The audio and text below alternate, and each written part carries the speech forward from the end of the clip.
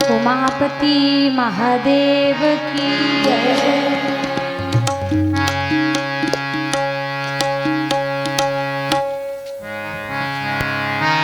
कर्पूर गौरम करुणावतारम संसार सारम भुजगेन्द्रहारम सदा वसन्तं हृदयारविन्दे भवं भवानी सहितं नमामि। कैलासराना शिवचन्द्रमौळी फणीन्द्रमाथा मुकुटीधरा कारुण्य सिन्धु भवदुःखहारी शम्भो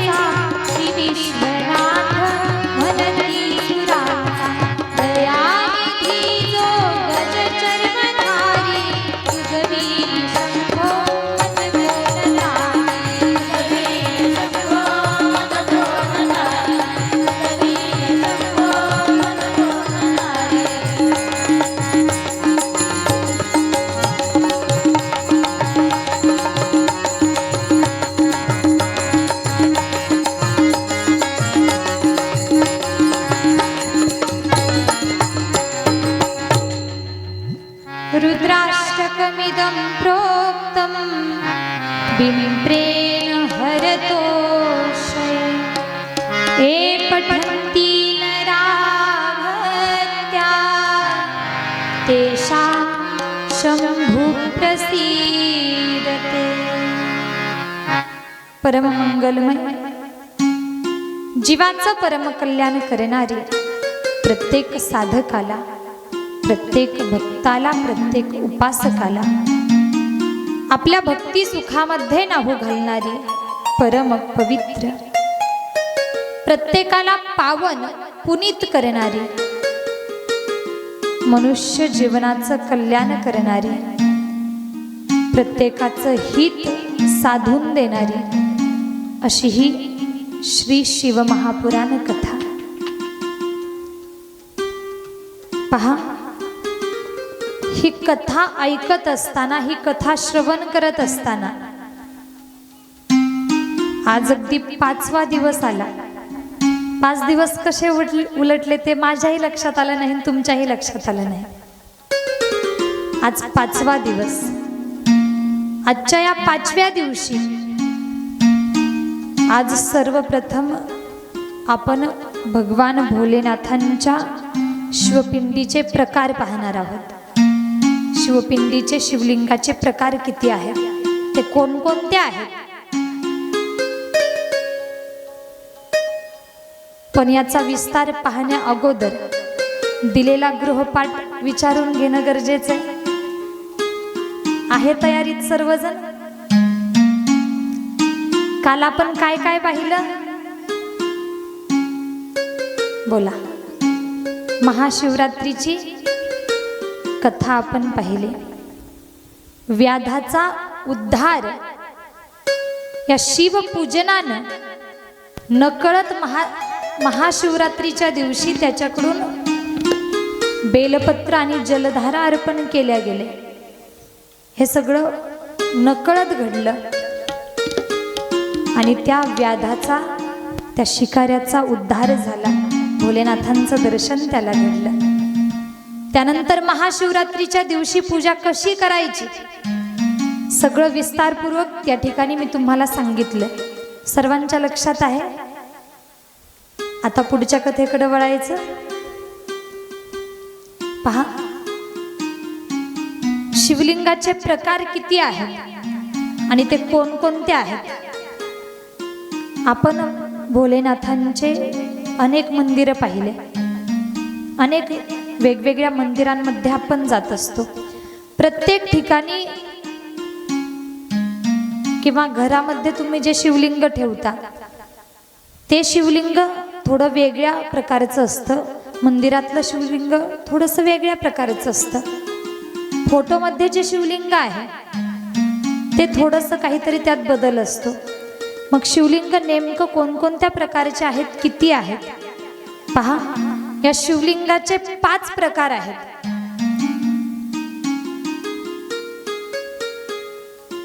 या 5 प्रकारामध्ये पहिला प्रकार, ज्याला स्वयंभू शिवलिंग म्हटलं जातं, एक आहे स्वयंभू शिवलिंग।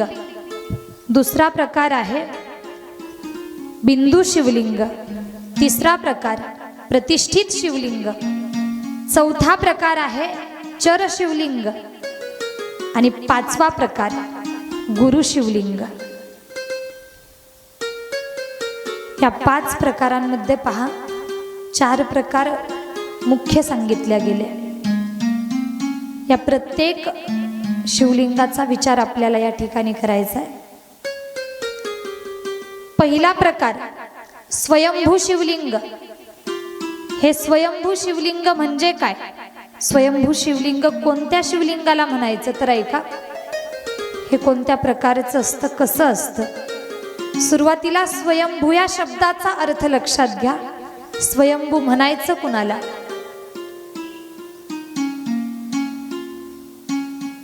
पहा, शास्त्रानं देवांचे अनेक प्रकार सांगितले।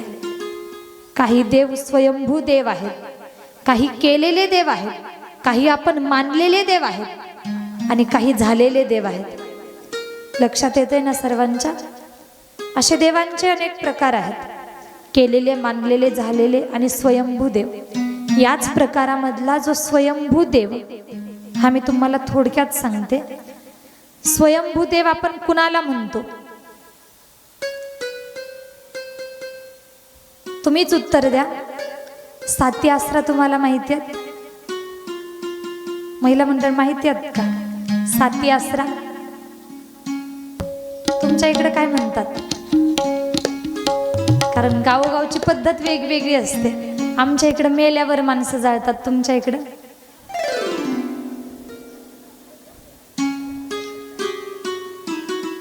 साती आसरा माहिती असतील। त्यानंतर म्हसोबा माहिती आहे?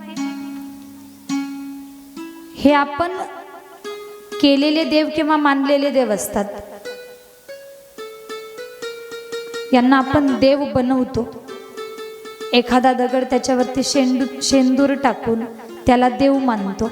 पहा, हे जे आपण केलेले देव असतात किंवा ज्यांना आपण देव मानलेलं असतं, हे देव आपल्याला पीडा देतात, अनेकदा पीडा देतात. त्यांना आपल्याकडून कशाची तरी अपेक्षा असते, अनेकदा पीडा देऊन आपल्याकडे काहीतरी मागत असतात. पण पहा, आजपर्यंत असं झालंय का कुणाला पांडुरंग लागलाय? पुरुषवर्ग, महादेव कुणाला लागलाय असं झालंय का? नाही ना. आमच्या इकडं नाही लागत, तुमच्या इकडं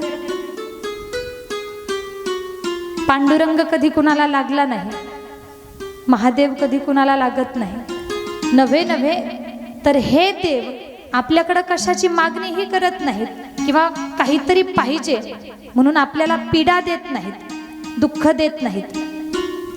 पहा, हे जे देव आहेत पंढरीधीश पांडुरंग परमात्मा, हे कसे आहेत? स्वयंभू देव आहेत. का तर यांना कोणाच्या आधाराची गरज नाही. जे आपण केलेले मानलेले देव असतात त्यांना कशाची तरी गरज भासते किंवा म्हणून ते आपल्याला पीडा देतात. पण जे स्वयंभू आहेत त्यांना कुणाच्या आधाराची गरज नाही. नावातच आहे स्वयंभू, ज्यांना कोणी निर्माण केलेलं नाही. असा पंढरीधीश पांडुरंग परमात्मा ज्या प्रकारे स्वयंभू देव आहे, कुणी निर्माण केलेलं नाही किंवा कुणाच्या आधाराची गरज नाही, त्याच प्रकारे हे स्वयंभू शिवलिंग आहे. हे स्वयंभू शिवलिंग, नेमकं कोणत्या शिवलिंगाला स्वयंभू शिवलिंग म्हणायचं? पहा, जे शिवलिंग जमिनीच्या भूगर्भातून आपल्याला मिळतं किंवा काहीतरी उत्खननातून बाहेर येतं. अनेकदा आपण बातमीमध्ये कुठेतरी ऐकत असतो, अमुक ठिकाणी रस्त्याचं काम चालू होतं, खोदकाम करताना एखादी मूर्ती निघाली, एखादी शिवपिंड सापडली. ऐकतो ना पुरुषवर्ग? अनेकदा अशा बातम्या ऐकायला मिळतात. मग अशा प्रकारे जमिनीच्या भूगर्भातून जे शिवलिंग मिळालेलं आहे, ते शिवलिंग म्हणजे स्वयंभू शिवलिंग, जे आपण कोणी बनवलेलं नाही, फक्त मिळालं मग त्याची स्थापना करून मंदिर बांधलं आणि त्याचं पूजन केलं. असं हे स्वयंभू शिवलिंग. या स्वयंभू शिवलिंगाचं जर तुम्ही पूजन केलं तर याच्या पूजनानं काय मिळतं, याची फलप्राप्ती काय आहे? तर या स्वयंभू शिवलिंगाच्या पूजनानं ज्ञानाची प्राप्ती होते. ज्ञान जर मिळवायचं असेल तर स्वयंभू शिवलिंगाचं पूजन करा. पहा, पहिला प्रकार सर्वांच्या लक्षात आला, स्वयंभू शिवलिंग लक्षात ठेवायचं. यानंतर शिवलिंगाचा दुसरा प्रकार आहे बिंदू शिवलिंग. बिंदू शिवलिंग कशाला म्हणायचं? तर अनेकदा पहा, आपल्या घराच्या भिंतीवरती किंवा घराच्या दारावरती फोटोच्या माध्यमातून किंवा एखाद्या वहीच्या पुस्तकाच्या पानावरती शिवलिंगाचं चित्र काढलेलं असतं. फोटोमध्ये जे शिवलिंग असतं छापील स्वरूपात, अशा शिवलिंगाला, जे छापील स्वरूपात आहे त्या शिवलिंगाला बिंदू शिवलिंग म्हटलं जातं. ज्याचा आकार नाही, शिवपिंडीचा आकार नाही, तर चित्राच्या माध्यमातून शिवपिंड दाखवली आहे किंवा एखादं शिवपिंडीचं चित्र आहे, ते झालं बिंदू शिवलिंग. मग असं जे शिवलिंग आहे ज्याचं चित्र भिंतीवरती काढलेलं आहे चित्र स्वरूपामध्ये किंवा फोटोच्या रूपात, मग अशा शिवलिंगाचं जर तुम्ही पूजन केलं, या बिंदू शिवलिंगाचं जर पूजन केलं, तर याच्या पूजनानं आपल्या घरामध्ये जे वादविवाद होतात ना, एकमेकांमध्ये क्लेश होतात, भांडणं होतात, पती पत्नीचं भांडण असेल, सासू सुनेचं भांडण असेल, दोघा भावाचं भांडण असेल, हे वाद विवाद नष्ट करण्याचं काम हे बिंदू शिवलिंग करतं. फक्त वाद विवादच नष्ट होत नाहीत, तर रोगराई नष्ट करण्याचं काम सुद्धा हे शिवलिंग करतं. नव्हे तर आपल्या घरामध्ये जी नकारात्मक ऊर्जा आहे ती नकारात्मक ऊर्जा नष्ट करण्याचं काम हे बिंदू शिवलिंग करत असतात। दुसरा प्रकार आपण पाहिला बिंदू शिवलिंग। आता आपल्याला तिसरा प्रकार पाहायचा आहे। शिवलिंगाचा तिसरा प्रकार आहे प्रतिष्ठित शिवलिंग। हे प्रतिष्ठित शिवलिंग म्हणायचं कशाला तर ऐका, पुरुष वर्ग अनेकदा आपण काय करतो, गावातले अनेक जण एकत्र येतात आणि एकत्र येऊन गावामध्ये शिवलिंगाची स्थापना करतात, मंदिर बांधतात। मग असं अनेकांनी एकत्रित येऊन, अनेकांच्या सहाय्यानं एकत्रित येऊन स्थापन केलेलं जे शिवलिंग आहे त्या शिवलिंगाला प्रतिष्ठित शिवलिंग म्हणायचं। मग जर तुम्ही अशा प्रतिष्ठित शिवलिंगाचं पूजन केलं तर याच्या पूजनानं कशाची प्राप्ती होते पहा। हे शिवलिंग आपल्याला यश, समृद्धी, ऐश्वर्य, सुख, समाधानाची प्राप्ती करून देतं। नव्हे तर आयुष्य आणि याचबरोबर विद्याही प्राप्त करून देण्याचं काम करतं। 3 प्रकार आपण पाहिले। आता चौथा प्रकार चर शिवलिंग। हे चर शिवलिंग म्हणजे काय तर पहा, अनेकदा आपल्या देवघरामध्ये किंवा मंदिरामध्ये कुठेतरी धातूचं शिवलिंग आपण पाहतो। एखाद्या धातूपासून बनवलेलं शिवलिंग, मग ते तांब्याचं असेल, ते लोखंडाचं असेल, ते सोन्याचं असेल, ते चांदीचं असेल, ते स्फटिकाचं असेल, कोणताही धातू घ्या, शिवलिंग कोणत्याही धातूपासून बनलेलं असेल तर ते शिवलिंग या चर शिवलिंगाच्या या प्रकारामध्ये मोडतं। मग हे जे धातूचे शिवलिंग आहेत यांना चर शिवलिंग म्हणायचं। आणि जर तुम्ही या शिवलिंगाचं पूजन केलं, या धातूच्या शिवलिंगाचं पूजन तुमच्याकडून घडलं तर याच्या पूजनानं माणसाला जे सगळ्यात महत्त्वाचं आहे ना, समाधान। आज प्रत्येकाला सुख पाहिजे ना। दुःख प्राप्त करण्यासाठी कोण कोण इथं आलंय वरबोट करा। पुरुष वर्ग, आपल्याला दुःख मिळावं हा हेतू कोणाचा आहे का? नाही। आज प्रत्येकाला सुखाची आशा आहे, प्रत्येकाला सुख पाहिजे। आणि मायबाप खरं सुख कशात आहे? समाधानात खरं सुख आहे। जेवढं आहे त्यात समाधान मानलं की आपोआप सुख प्राप्त होतं। पहा, विषय आला, एक मुद्दा तुम्हाला मी सांगून जाते। अनेक जण संसार करतात, प्रपंच करतात, त्याचबरोबर अनेक जण परमार्थही करतात, भगवंताची भक्तीही करतात। पण जीवनामध्ये सांसारिक व्यक्तीनं, पहा बरं का, सांसारिक व्यक्तीनं जीवनामध्ये जीवन जगत असताना खाली पाहून जीवन जगावं। लक्ष देऊन ऐका, सांसारिक व्यक्तीनं खाली पाहून जीवन जगलं पाहिजे आणि पारमार्थिक व्यक्तीनं वरती पाहून जीवन जगलं पाहिजे। असं का? याच्या मागचं कारणही सांगते। जर सांसारिक व्यक्तीनं खाली पाहिलं तर खाली पाहिल्यानंतर व्यक्तीच्या माणसाच्या लक्षात येईल की अरे, खाली पाहिल्यानंतर आपल्यापेक्षाही त्याला काही गरीब माणसं दिसतील।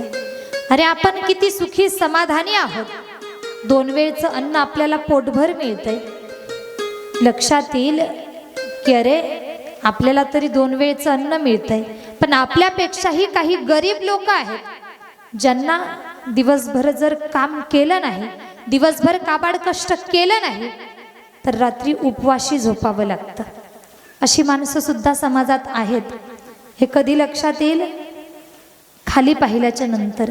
आमचं काय होतं, आम्ही नेहमी वरती पाहतो, हा आपल्यापेक्षा मोठा, याच्याकडं आपल्यापेक्षा जास्त धन आहे, आपल्याकडं 2 व्हीलर आहे, शेजाऱ्याकडं 4 व्हीलर आहे। आपण हेच पाहतो नेहमी आपल्यापेक्षा मोठ्या व्यक्तीकडे पाहतो, आपल्यापेक्षा श्रीमंत व्यक्तीकडे पाहतो, नेहमी वरती पाहून जीवन जगावं. असं का?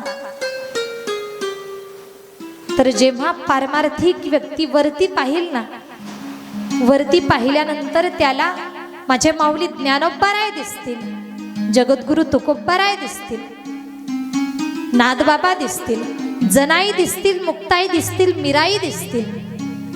आणि जेव्हा हे वरती दिसले तर लक्षात येईल की अरे हे कुठपर्यंत जाऊन पोहोचले. जन्माला येताना आपल्यासारखेच होते, आपल्यासारखेच जन्माला आले, पण आज कोणत्या पदापर्यंत जाऊन पोहोचले? संत पदापर्यंत जाऊन पोहोचले. नव्हे नव्हे तर त्या भगवंताची प्राप्ती यांनी करून घेतली. पहा बरं का, माऊली ज्ञानोबाराय जन्माला आले. जन्माला तुम्ही आम्ही येतो, संतही तुमच्या आमच्यासारखेच जन्माला आले.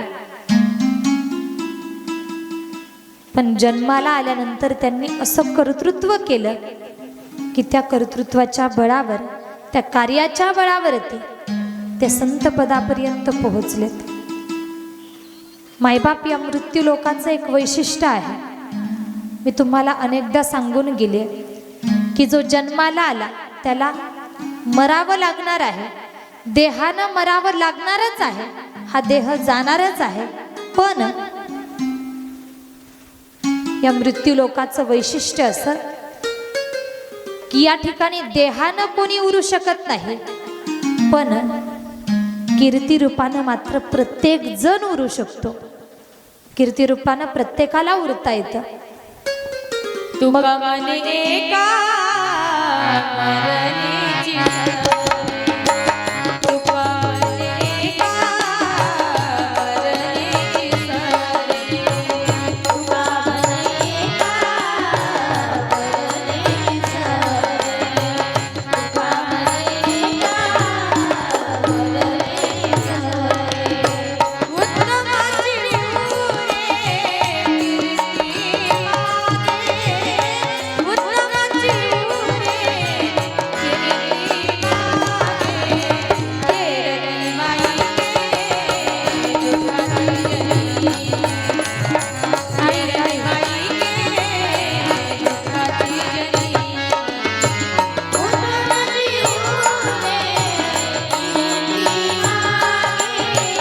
उत्तमाची उरे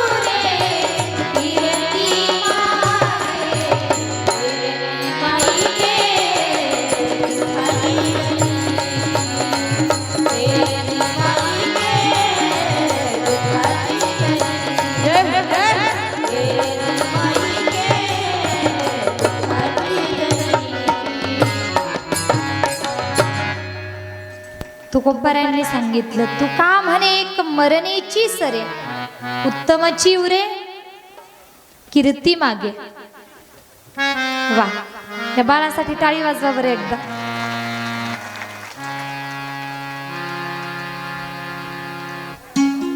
त्याच्या लक्षात आहे आज देवाचं लग्न आहे. तुम्ही आम्ही मोठे असून जाणकार असून आम्ही मानत नाहीत, व करायचं म्हणून करतो, यायचं म्हणून येतो. पहा, तुकोबाराय सांगतात, तुका म्हणे एक मरणेची सरे उत्तमाची उरे कीर्ती मागे. मरायचं तर प्रत्येकालाच आहे पहा, पण या ठिकाणी कीर्ती रूपानं उरताही आलं पाहिजे. आणि त्यासाठी काय करावं लागतं? तर चांगलं कर्म करावं लागतं. या समाजाच्या हिताचा विचार करावा लागतो. या समाजासाठी समर्पण करावं लागतं. पहा, या ठिकाणी शिवभक्तांची संख्या जास्त आहे.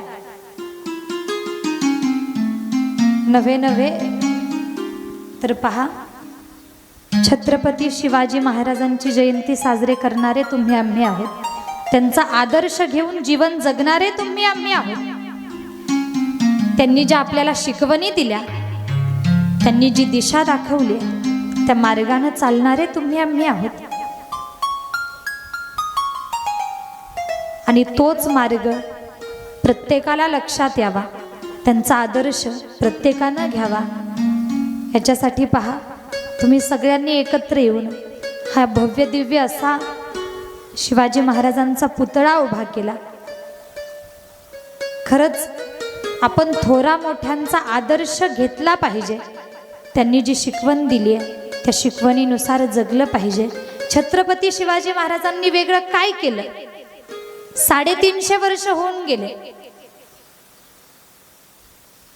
ते आज आपल्या देहानं शिल्लक नाहीत, पण कीर्तिरूपानं अजरामर आहेत. प्रत्येकाच्या मनामनामध्ये जिवंत आहेत. काय केलं त्यांनी? तुमचं आमचं हित साधलं.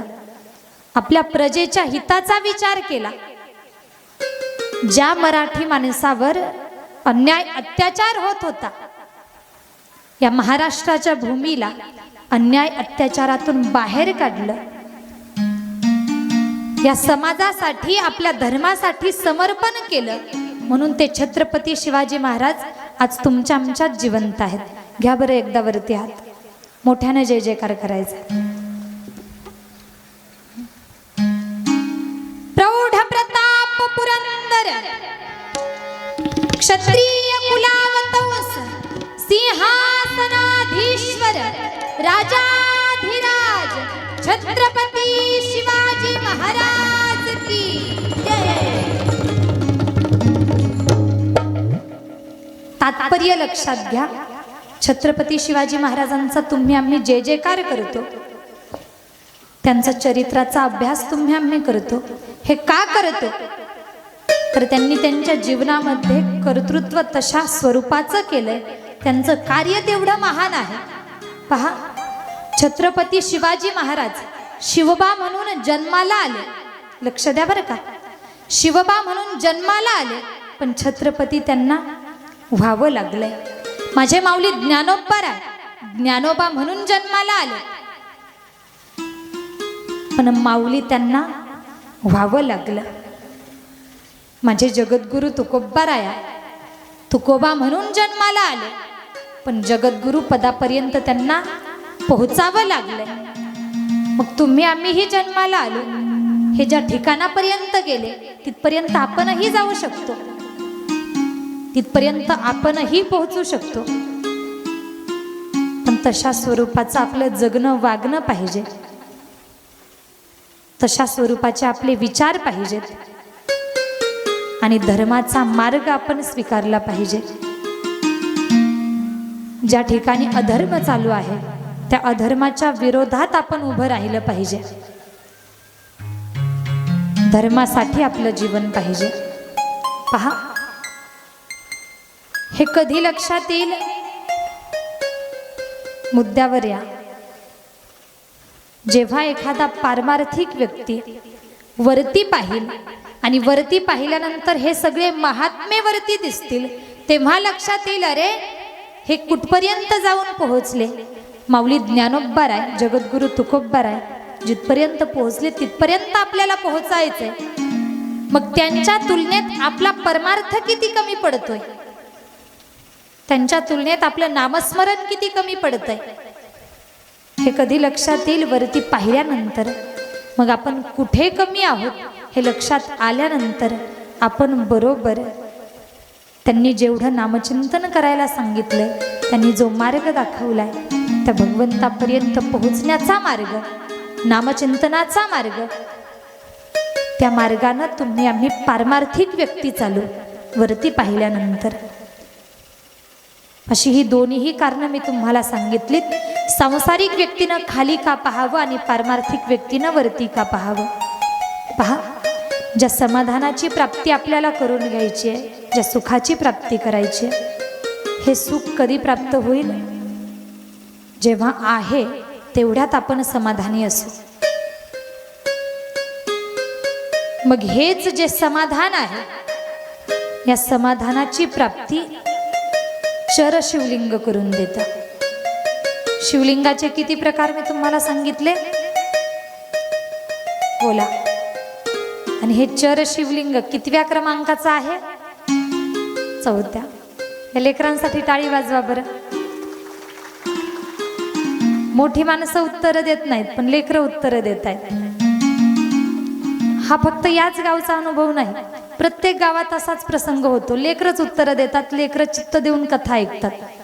मग मला लक्षात येतं, मला आनंद या गोष्टीचा वाटतो की लेकरं कुठेतरी कथा कीर्तनात येऊन बसतायत आणि हे येतात ना मायबाप, त्यांचा तो उत्साह, त्यांचा तो आनंद तुम्ही काहीतरी बोलून संपवू नका. आपण काय म्हणतो, तुझे पेपर जवळ आलेत, तुझ्या परीक्षा जवळ आल्यात, पेपरचा अभ्यास कर, काय ते कीर्तन, काय ती कथा, अनेक घरचे सांगत असतात. मायबाप, तुमच्या नजरेत शिक्षणाची जेवढी गरज आहे ना, शाळेचं व्यावहारिक शिक्षण, तेवढीच गरज या पारमार्थिक ज्ञानाची सुद्धा लेकरांना आहे. कारण यातून त्यांच्यावरती संस्कार घडत असतात. चुकीच्या मार्गावरती नेण्यासाठी बाहेर अनेक साधनं आहेत, अनेक जागोजागी उपलब्ध असणारी साधनं. नकळत आपलं लेकरू चुकीच्या मार्गाला कधी जातं हे आई वडिलांच्या सुद्धा लक्षात येत नाही. पण ही एकमेव जागा आहे ज्या ठिकाणी काहीतरी चांगलं सांगितलं जातं आणि काहीतरी चांगलं ऐकून घेणारे सुद्धा असतात. मग लेकरांना कथा कीर्तनासाठी आणा. जरी आजपर्यंत तुम्ही आणलं नसेल ना, तरी घेऊन या.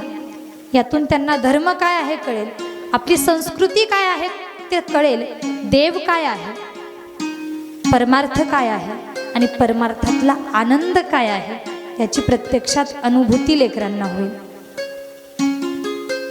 पहा, आपण शिवलिंगाचे 4 प्रकार पाहिले. आता शिवलिंगाचा 5वा प्रकार आपल्याला पाहायचा. 5वा प्रकार आहे गुरु शिवलिंग. गुरु शिवलिंग कशाला म्हणायचं, हे जरा वेगळ्या स्वरूपाचं शिवलिंग आहे बरं का. गुरु शिवलिंग म्हणजे आपल्या गुरूंचा उजव्या पायाचा अंगठा. गुरूंच्या उजव्या पायाचा जो अंगठा आहे, तो अंगठा म्हणजेच गुरु शिवलिंग आहे. इथं कोणी कोणी गुरु केले, वर हात करा बरं. कोणी कोणी गुरु केले आहे, भरपूर संख्या आहे. मी तुमचे आभार व्यक्त करते किंवा तुमचं एक कौतुक म्हणून तुम्ही तुमच्यासाठी टाळी वाजवा. वाजवा बरं टाळी. गुरूंचं महत्त्व सुद्धा आपल्याला पाहायचं. जीवनामध्ये आल्यानंतर पहा, माणसानं गुरु केले पाहिजे. हे का करायचे, कशामुळं करायचे ते सुद्धा सांगते. पण गुरुचं श्रेष्ठत्व पहा, गुरुचा अधिकार पहा. आपल्या गुरूंच्या उजव्या पायाच्या अंगठ्यामध्ये साक्षात भगवान भोलेनाथांचा वास आहे. त्या ठिकाणी भगवान भोलेनाथांचं अस्तित्व आहे. मग ज्या गुरूंच्या साक्षात अंगठ्यात तो भगवंत आहे, ते गुरु आपल्या जीवनामध्ये त्यांची शिकवण, त्यांची कृपा प्रत्येकाच्या जीवनात असायलाच हवी. ज्यांनी गुरु केले नसतील ना, अजूनही वेळ गेलेली नाही. जीवनामध्ये गुरु करा आणि गुरु केलेच पाहिजेत. मग गुरु तुमच्या इच्छेनं कोणालाही केलं जाऊ शकतं. पहा, गुरूंची गरज का आहे, गुरु का करावेत. गुरु 2 प्रकारचे आहेत बरं का. एक व्यावहारिक गुरु आणि दुसरे पारमार्थिक गुरु. व्यावहारिक गुरु म्हणजे जे आम्हाला धन कमवण्याचं ज्ञान देतात. धन कमवण्यासाठी जे काही साधनं करावी लागतात, त्या साधनांमध्ये आम्हाला पारंगत करून देतात. व्यावहारिक शिक्षण जे आम्हाला देतात, ते मग आपले शाळेतले शिक्षक असतील किंवा आपल्या आसपासचे व्यक्ती असतील, वडीलधारे व्यक्ती असतील, हे व्यावहारिक गुरु झाले.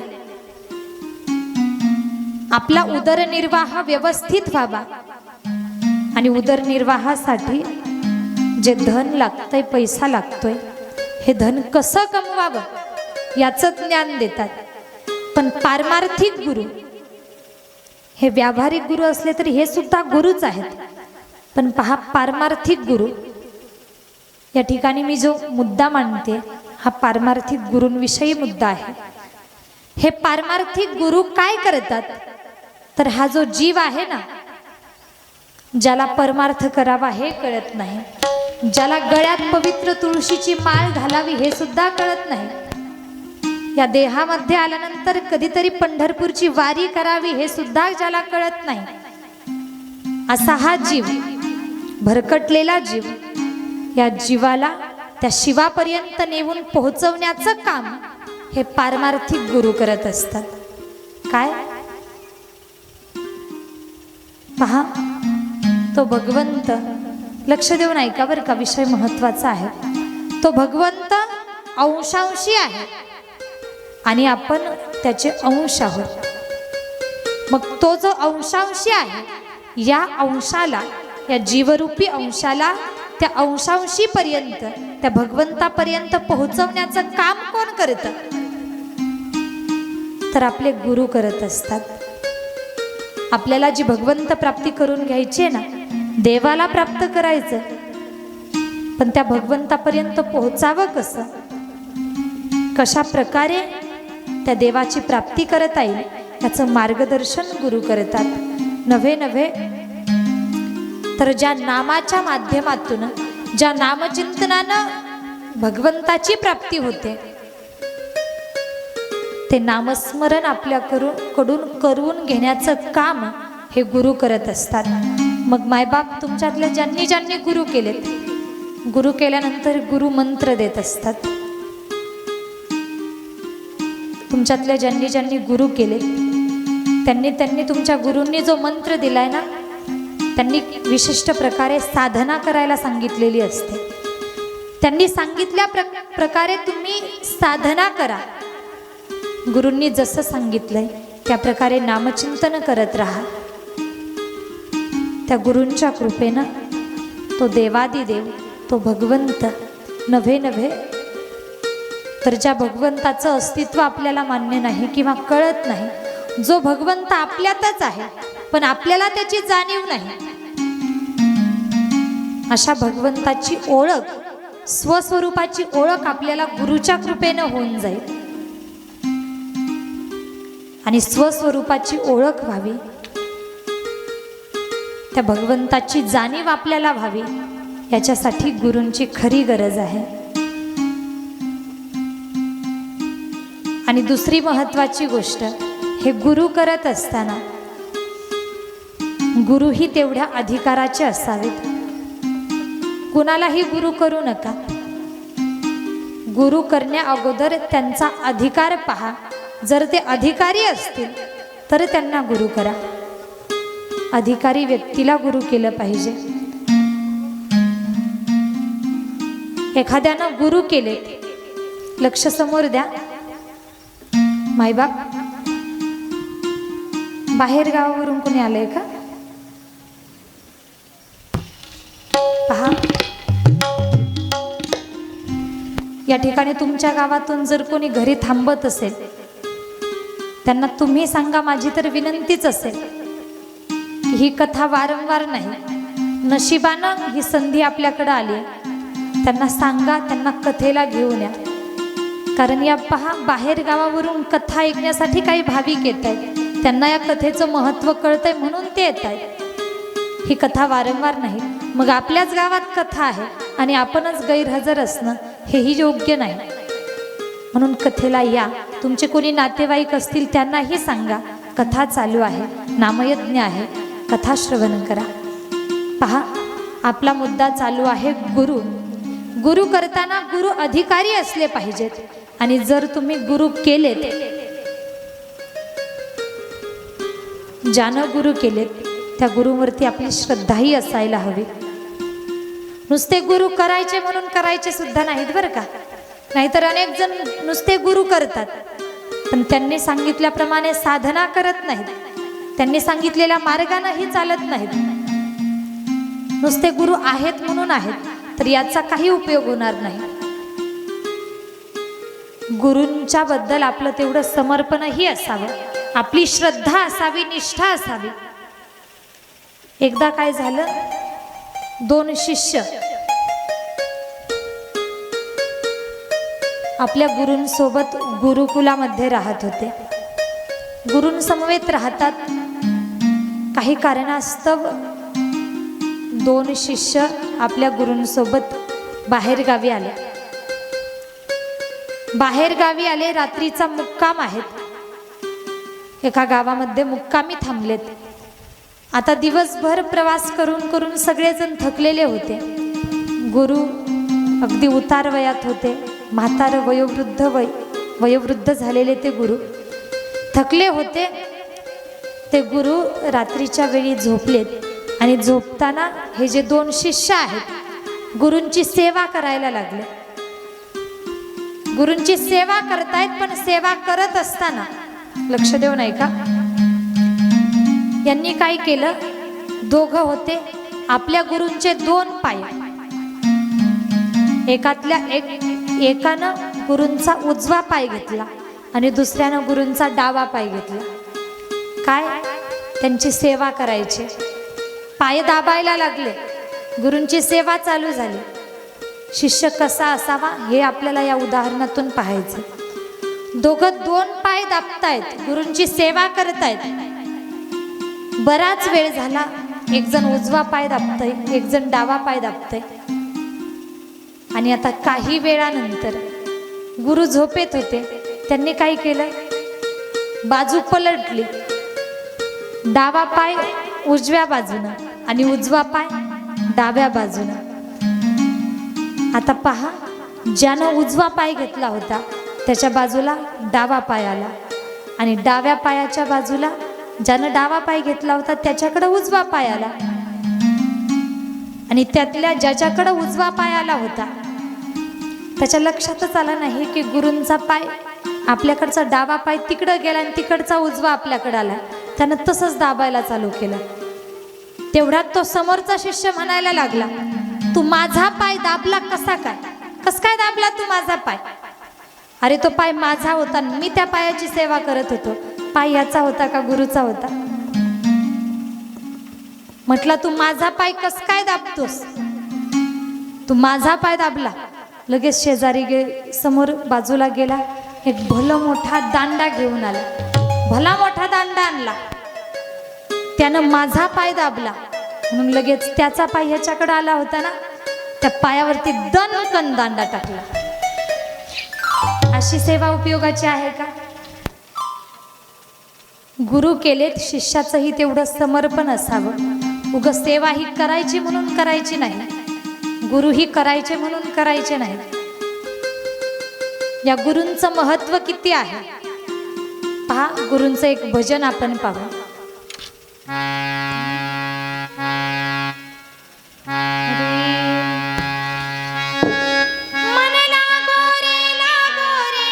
मन लागो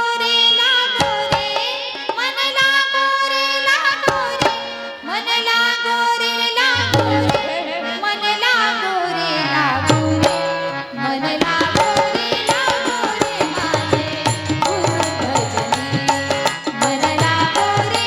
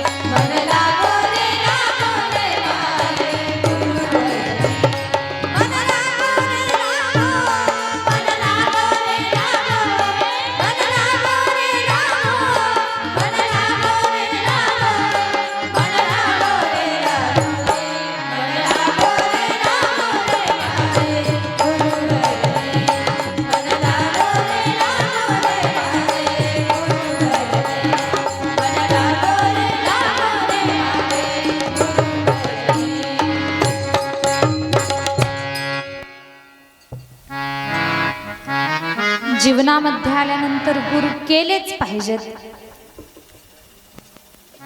पण गुरु केल्यानंतर त्यांनी सांगितलेल्या मार्गाप्रमाणे माणसानं चाललं पाहिजे. पहा, एकदा काय झालं, परळी साईडला माझी कथा होती. मी असंच कथेतून भरभरून गुरूंचं महत्त्व सांगितलं, गुरूंचं महत्त्व सांगितलं. त्या दिवशीची कथा संपली आणि ती कथा संपल्यानंतर त्याच श्रोत्यांमधली एक बाई, वय वर्ष होतं 60 वर्ष, ती 60 वर्षाची बाई माझ्याकडे आली आणि मला सांगायला लागली, दीदी मी जेव्हा 10 वर्षाची होते, 10 वर्षाची असताना मी गुरु केले, पहिले गुरु. म्हटली 10 वर्षाची असताना गुरु केले आणि मी गुरु केले का लगेच ते गुरु मेले, लगेच गुरु मेले. म्हटली मला गुरुचं महत्त्व माहिती होतं. मग मी जेव्हा 20 वर्षाची झाले तेव्हा दुसरे गुरु केले. म्हटली मी दुसरे गुरु केले, गुरु केले का लगेच तेही मेले. म्हटली पुन्हा 35 वर्षाची झाल्यानंतर मी तिसरे गुरु केले, तिसरे गुरु केले, गुरु केले का तेही लगेच मेले. आणि आता म्हटली माझं वय वर्ष 60 आहे. 10 वर्षापूर्वी जेव्हा मी 50 वर्षाची होते तेव्हा मी चौथे गुरु केले, त्यांना गुरु केलं तेही मेले.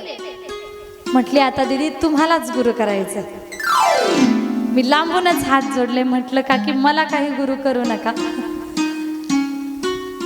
यातून विनोदाचा भाग सोडून द्या.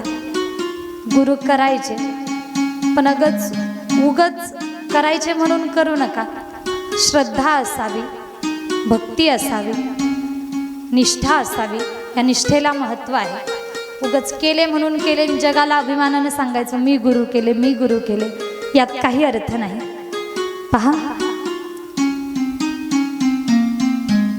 गुरूंशिवाय जीवन अपूर्ण आहे असं मी तुम्हाला का सांगते, तर फक्त पहा तुम्ही आम्ही मनुष्य आहोत, मनुष्यानं गुरु केलेच पाहिजेत. जगाच्या मालकानं सुद्धा गुरु केले. प्रभू रामचंद्र, प्रभू रामचंद्रांच्या गुरूंचं नाव काय बोला, पुरुष वर्ग नाही माहिती. देवानं गुरु केले. तुम्ही आम्ही माणसं आपणही गुरु केलेच पाहिजे. पहा, आणि गुरूंसाठी समर्पण किती असावं, तर या ठिकाणी नवनाथांमधलं एक उदाहरण मी तुम्हाला थोडक्यात देते. मच्छिंद्रनाथांचं नाव ऐकलंय, प्रसंगही तुम्ही अनेकांनी ऐकलेला आहे. मच्छिंद्रनाथांना जेव्हा वडे खाण्याची इच्छा झाली आहे, गोरक्षनाथांनी ते वडे मिळावेत म्हणून काय त्या वडे देणाऱ्या स्त्रीला, त्या महिलेला काय काढून दिलं बोला, स्वतःचा डोळा काढून दिला. गुरूंसाठी बरं का, एका शिष्याचं गुरूंसाठी किती समर्पण असावं हे याच्यातून शिकायला मिळतंय. गुरूंची इच्छा पूर्ण करण्यासाठी स्वतःचा डोळा काढून दिला, कारण गुरूंवरती तेवढा विश्वासही होता की जरी आता आपण डोळा काढून दिला तरी आपल्या गुरूंमध्ये तेवढं सामर्थ्य आहे. नव्हे नव्हे तर तेवढा विश्वास होता की गुरु आपलं अहित होऊ देणार नाही. गुरूंवरती श्रद्धा ठेवली, स्वतःचा डोळा काढून दिला. एवढं गुरूंचं श्रेष्ठत्व, गुरूंचं महत्त्व आहे. मग पहा, तुम्ही आम्ही ज्या वारकरी संप्रदायामध्ये राहतो किंवा ज्या वारकरी संप्रदायामध्ये वावरतो, या वारकरी संप्रदायाचे गुरु, आद्य गुरु, या कथेचे जनक असणारे भगवान भोलेनाथ आहेत. वारकरी संप्रदायाचे गुरु आहेत. याचं सुद्धा आपल्याला एक उदाहरण पाहायचं. भगवान भोलेनाथ वारकरी संप्रदायाचे गुरु, म्हणजेच थोडक्यात तुमच्या आमचे गुरु झाले. तुमच्या आमचे गुरु असे हे भोलेनाथ, भोले बाबा हे तुमचे आमचे गुरु कसे काय? पहा, ज्या वेळेला वाल्मिकींनी शतकोटी रामायणाची निर्मिती केली, तुम्ही कंटाळले का? ताट बसा बरं एकदा, का डोक्याच्या वरून जायला लागलं?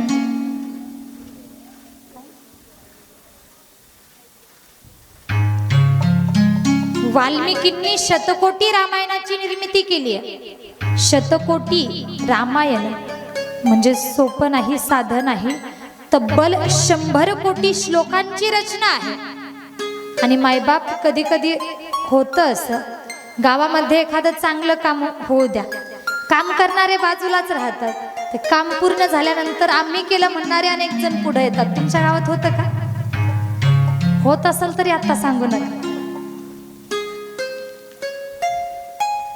काम करणारे बाजूला राहतात आणि त्याचं श्रेय घेण्यासाठी अनेक जण पुढे येतात. इथंही तोच प्रकार घडला. हे आतापासून सुरुवात नाही झाली, पुरातन काळापासून चालू झालेला आहे. करणारे बाजूला आणि पुढाकार स्वीकारणारे, श्रेय घेणारे तिसरेच असतात. वाल्मिकींनी शतकोटी रामायण रचलं, पण मात्र या रचलेल्या रामायणाचं श्रेय घेण्यासाठी स्वर्गातून देव आले, पृथ्वीवरून मानव आले आणि पाताळातले साप आले. लक्ष द्या बरं का, रामायणाची निर्मिती कोणी केली? वाल्मिकींनी. श्रेय घ्यायला कोण कोण आले? देव, मानव आणि साप. या तिघांमध्ये कडाक्याचं भांडण चालू झालं. तिघांमध्ये वाद निर्माण झाला. स्वर्गातले देव सांगतायत हे रामायण आमचं. पृथ्वीवरच्या माणसानं सांगावं नाही नाही, या रामायणाचा अधिकार फक्त आम्हाला. पाताळातल्या सापांनीही सांगावं, अरे या रामायणाचा अधिकार फक्त आम्हाला आहे, हे रामायण फक्त आमचं आहे. तिघही सांगतात रामायण आमचं, रामायण आमचं, रामायण आमचं. आता रामायण नेमकं कुणाचं? प्रश्न निर्माण झाला, हे रामायण नेमकं कुणाचं? या तिघांमधून कोणीच ऐकायला तयार नाही, कोणी माघारही घेत नाही. प्रत्येक जण सांगतंय रामायण आमचं, रामायणाचा अधिकार आम्हाला.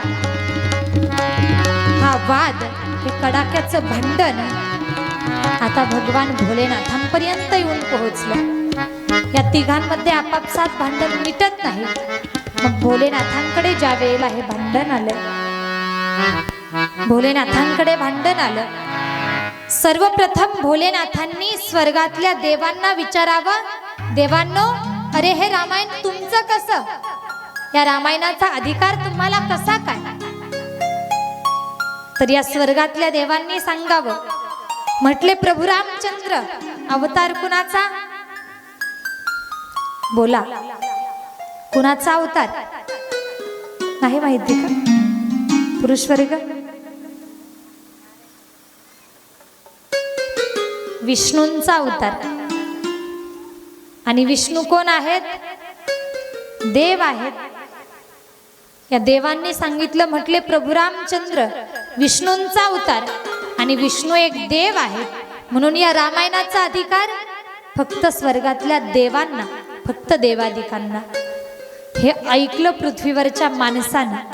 या माणसानं लांबूनच म्हणावं, अरे देव असेल तिकडं तुमच्या घरी, इथं कुणाच्या रूपानं आला? मानवाच्या रूपानं आला, इथं माणसाच्या रूपात आला. म्हणून या रामायणाचा अधिकार फक्त आम्हा मानवांना.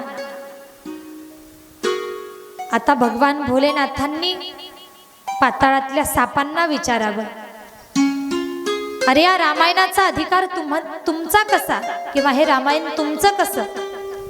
तर पाताळातले साप सांगतायत, म्हटले, प्रभू रामचंद्र. प्रभू रामचंद्रांचे धाकटे बंधू, काय नाव आहे? लक्ष्मणजी. म्हटले, हे लक्ष्मणजी शेषाचा अवतार, शेष नागाचा अवतार. आणि शेष नाग म्हणजे आमचा भाऊबंद. शेष आमचा भाऊबंद, म्हणून या रामायणाचा अधिकार फक्त सापांना. तिघांनीही आपापल्या बाजू मानल्यात. तिघही म्हणतात रामायण आमचं, समोर भोलेनाथ आहेत, यांचा वाद मिटवायचा आहे. पण वाद मिटवावा कसा समजून सांगितलं, कोणीच ऐकत नाही. आता शेवटी ठरवलं, हे जे रामायण आहे या रामायणाची आपण वाटणी करू. या तिघांमध्ये हे रामायण वाटू. रामायणाची वाटणी करायची. हा बरं का, वाटणी काही साधी सोपी नाही, तुमच्या आमच्यासारखी वाटणी नाही. एक गाडी, एक बंगला, 10-5 एकर जमीन असली वाटणी नाही. तब्बल 100 कोटी श्लोकांची वाटणी आहे आणि ती वाटणी आपल्या सगळ्यांना मिळून करायची. कराल ना वाटणी? इकडं सगळ्यांनी मिळून वाटणी करायची. आणि आता पहिल्यासारखं मला चालणार नाही, पटापट उत्तर आली पाहिजेत. गणित समजतं ना सर्वांना? इकडं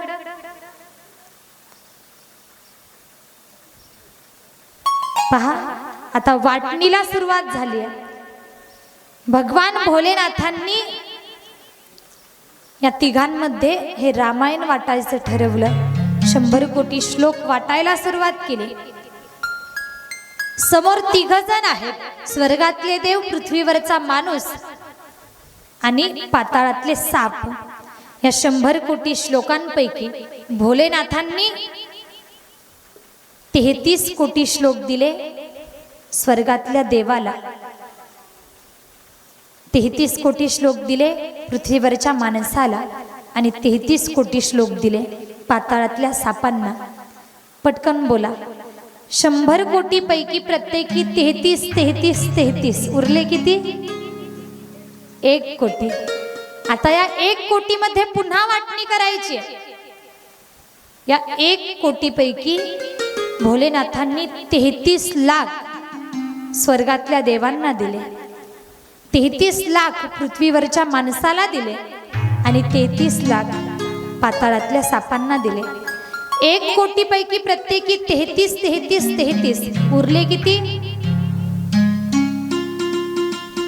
1 लाख. आता या 1 लाखात पुन्हा वाटणी करायची. आता या उरलेल्या 1 लाखापैकी भोलेनाथांनी स्वर्गातल्या देवांना दिले 33,000, पृथ्वीवरच्या माणसांना दिले 33,000 आणि पाताळातल्या सापांना दिले 33,000. 1 लाखापैकी प्रत्येकी 33,000 33,000 33,000 उरले किती? 1,000. गणित पक्का आहे हा सर्वांचं. 1,000 उरले. आता या 1,000 पुन्हा वाटणी करायची. या 1,000 पैकी आता भोलेनाथांनी स्वर्गातल्या देवांना दिलेत 300 श्लोक, पृथ्वीवरच्या माणसाला दिले 300 आणि पाताळातल्या सापांना दिले 300 श्लोक. उरले किती? 100 श्लोक. आता या 100 मध्ये पुन्हा वाटणी. या 100 पैकी 33 श्लोक स्वर्गातल्या देवांना दिले, 33 पृथ्वीवरच्या माणसाला दिले आणि 33 पाताळातल्या सापांना दिले. उरले किती? प्रत्येकी 33 33 33 गेले. आता उरला 1 श्लोक. आता हा 1 श्लोक तिघांमध्ये वाटायचा. आता वाटायचा कसा प्रश्न निर्माण झाला. कसा वाटावा? भोलेनाथांनी बुद्धीचा वापर केला, डोकं चालवलं, त्या श्लोकांची अक्षरं मोजली, त्या श्लोकातली अक्षरं भरली 32. आता ही 32 अक्षरं तिघांमध्ये वाटायची. या 32 पैकी 10 अक्षरं दिली स्वर्गातल्या देवांना, 10 अक्षरं दिली पृथ्वीवरच्या माणसाला आणि 10 अक्षरं पाताळातल्या सापांना. प्रत्येकी 10 10 10 उरले किती अक्षर? 2 अक्षर. आता ही 2 अक्षर तुम्ही सगळे मिळून तिघांमध्ये वाटत बसा. मी तोपर्यंत चहा घेऊन येते. वाटाल ना पुरुष वर्ग? विनोद दादा वाटाल का? नाही वाटता येणार. तुम्ही कितीही वेळ वाटत बसले, अख्खं जीवन वाटण्यात घालवलं तरी वाटता येणार नाही. 2 अक्षर तिघांमध्ये वाटायची कशी? तर आता भोलेनाथांनी पहा या तिघांनाही सांगावं म्हटले, मी 100 कोटी श्लोकांची वाटणी केली आहे आणि ही वाटणी काही सोपी नव्हती, साधी नव्हती. एवढं मोठं कार्य मी केलं, तुमच्यातलं भांडण मिटवलं. म्हटले आता या वाटणीचं फळ म्हणून ही 2 अक्षरं मी ठेवून घेतो. वाटणीचं फळ म्हणून ही 2 अक्षरं स्वतःकडे ठेवून घेतली आणि मायबाप व्हावं असं की अख्ख्या शतकोटी रामायणाचं सार या 2 अक्षरांमध्ये आलं. आणि ती 2 अक्षरं आहेत. पहिलं अक्षर आहे रा आणि दुसरं अक्षर आहे म. हे राम नाम भोलेनाथांनी स्वतःकडे ठेवून घेतलं. फक्त स्वतःकडे ठेवलंच नाही, तर या रामनामाचं चिंतन, या रामनामाचं भजन भगवान भोलेनाथ निरंतर करत असतात. भजन करी महादेव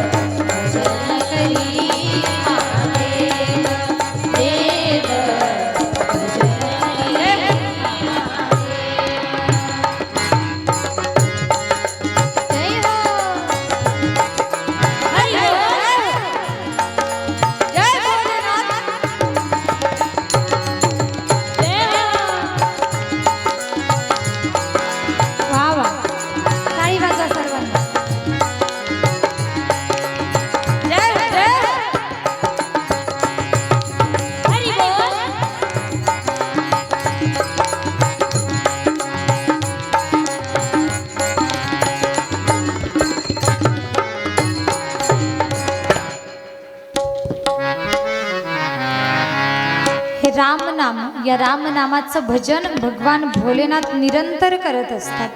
पहा, भगवान भोलेनाथ यांनी हे रामनाम नुसतं स्वतःकडे ठेवलं नाही, तर ते कंठामध्ये धारण केलं. आणि एका वेळेला याच रामनामाचं चिंतन भगवान भोलेनाथ करत होते. भगवान भोलेनाथ रामनामाचं चिंतन करतायत, त्या नामामध्ये तल्लीन झालेले आहेत. पार्वती मातेनं पाहावं, समोर बघा, तिकडं काही नाही.